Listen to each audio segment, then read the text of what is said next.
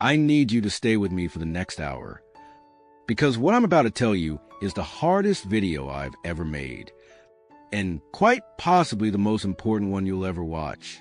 Her name was Dorothy, 73 years young, still drove herself to the senior center every Tuesday for cards, still baked banana bread for new neighbors, still kissed her husband Richard goodnight the same way she had for 51 years. On a Thursday night in October, she told Richard, "I'm a little tired tonight, honey. I think I'll turn in early." She took her pills, put the TV on the sleep timer like always, climbed into bed, and that was the last time anyone in her family heard her voice. Richard found her the next morning, peaceful, no struggle. The coroner's word was sudden cardiac event in sleep. And Richard said the sentence that still keeps me awake some nights. She seemed perfectly fine. We laughed at dinner. How did this happen? Dorothy is not alone. Every single week in this country, thousands of men and women over 70, people who were laughing, gardening, playing with grandbabies the day before, simply don't wake up. And in almost every case, the family says the exact same thing. There were no warning signs. But here's what the doctors won't always tell you in the grief-filled days after the funeral. In many of these cases, there were whispers, quiet, gentle, everyday habits that slowly, night after night, tipped the balance. Tonight, we're going to talk about the 5 most common ones. 5 bedtime mistakes that feel completely harmless, until one night they aren't. If you're watching this for yourself, thank you for caring enough to be here. If you're watching this for a parent, a spouse, a grandparent you love with your whole heart, thank you for being the kind of person who refuses to lose them without a fight. Grab something warm to drink, maybe a blanket, and let's make sure the person you love gets to blow out a lot more birthday candles. Mistake number 1. And I need you to listen very closely. Taking blood pressure medication at bedtime when it was prescribed for morning. Or worse, whenever you remember. I know that sounds too simple to be dangerous, but this one quietly breaks my heart every single time I see it. Here's what actually happens in your body after 70. Your blood pressure is supposed to drop at night. It's called nocturnal dipping. It gives your heart and brain a well-earned rest. Most blood pressure medicines are designed to work with that natural dip to gently lower pressure during the day when you're upright and active. But when you take those same pills right before bed, a lot of people drop their pressure too far, too fast, while they're lying down. The brain doesn't get quite enough oxygen-rich blood for a few hours. The heart has to work harder to pump against the medicine.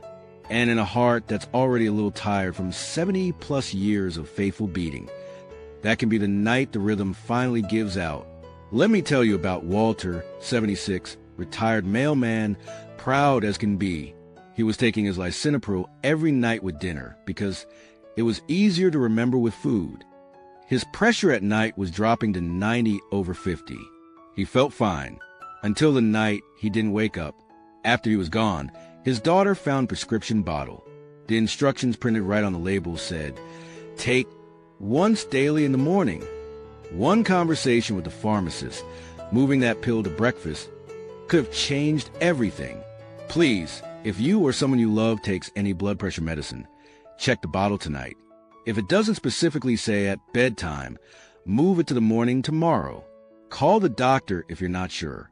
It is that important. Mistake number 2, falling asleep with the television on. I know it's comforting. I know the voices make the house feel less empty. I know murder, she wrote, feels like an old friend. But here's what that glowing screen and constant chatter is doing while you sleep. It suppresses melatonin, the hormone that not only helps you sleep deeply, but also protects your heart at night. Every time the volume spikes or the screen flashes bright during a commercial, your brain gets a tiny jolt of wake-up chemistry. Over years, those tiny jolts add up to real heart strain. There was a study out of the National Institutes of Health that followed 500,000 people. The ones who slept with light and noise in a room had a 50% higher risk of cardiovascular death. My own father-in-law did this for 15 years after Mom passed. We finally replaced the TV with a little CD player and soft instrumental music on a 60-minute timer. He slept better. His blood pressure came down 12 points. and he's still here at 89 telling me I worry too much. If you need sound, try a small fan softens or nature sound on a timer, or even an audiobook with the screen completely dark, and a long sleep timer your heart works hard all day. Let it rest in real quiet at night. Mistake number 3. Thinking it's just a little snoring. If your partner's ever nudged you and said, "You were snoring again," or if you wake up with a dry mouth and a headache more mornings than not, please don't scroll past this part, because after 70, snoring is very rarely just snoring. It's often the first audible sign of obstructive sleep apnea, where your airway collapses dozens or hundreds of times a night, cutting off oxygen to your brain and heart. Every single time that happens, your body panics and releases stress hormones. Your heart rate spikes. Your blood pressure surges. Do that 50 times a night for years, and one night the heart says, "I can't do this anymore." Harold was 71. Big guy.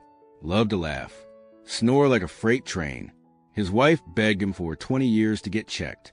He always said, "Real men snore." He died in his recliner, watching a ball game. The autopsy showed severe undiagnosed sleep apnea. Ladies, you're not off the hook. Women's apnea often sounds like sighing, gasping, or just restless sleep. If there's any chance this could be you or the person you love, please make the appointment. A take-home sleep test is easy now. A CPAP or even a simple dental device can literally add healthy years. Mistake number 4. The pillow that slowly blocks your airway night after night. You would never lie down on a couch cushion and expect to breathe well. But that's exactly what a lot of old, flat, or too thick pillows force your body to do. When your head is pushed too far forward or flops backward, your airway narrows. Multiply that by 7, 8 hours a night for years. Margaret, 74, tiny little thing, had been using the same feather pillow for 30 years. It was completely flat. Every night her chin practically touched her chest. She started waking up gasping, thought it was anxiety. We bought her a gentle contour pillow that keeps the neck in neutral. 3 nights later, she called crying, "I slept 6 hours straight for first time in years." Sometimes a fix is $20 and a trip to Walmart. Mistake number 5. This is the one that brings me to tears every single time.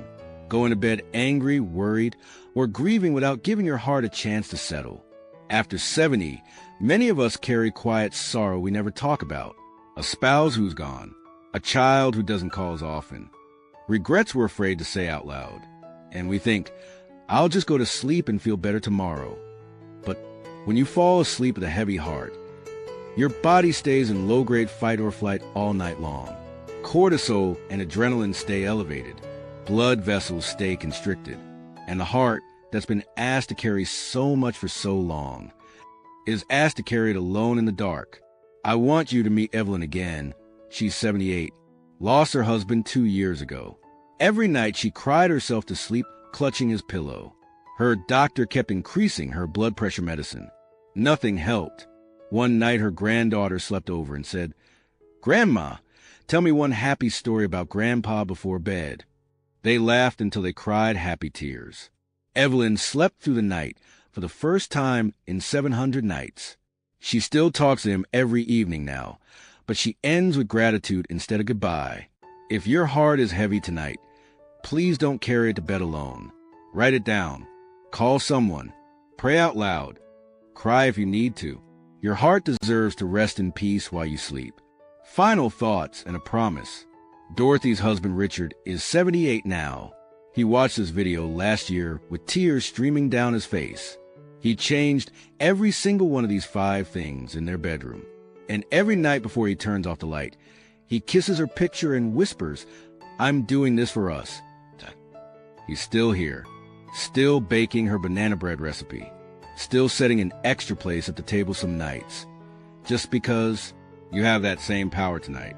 In the description you'll find a printable Safe Sleep After 70 checklist, the exact pillow brands that change lives, a gentle 7-night plan to fix every mistake we talk about, and a private support group where thousands of us check on each other. If you're still here with me, please type the name of the person you're protecting tonight in the comments. I will read every single one, and I will pray for them by name. And if this video helped you even a little, Please hit that thumbs up and share it with one person you can't imagine life without, because love isn't just saying good night. Sometimes love is making sure they wake up to say good morning. Thank you for trusting me with the person you love most. I'll see you in the next one. And to whoever you're protecting tonight, sleep gently. You are so very loved.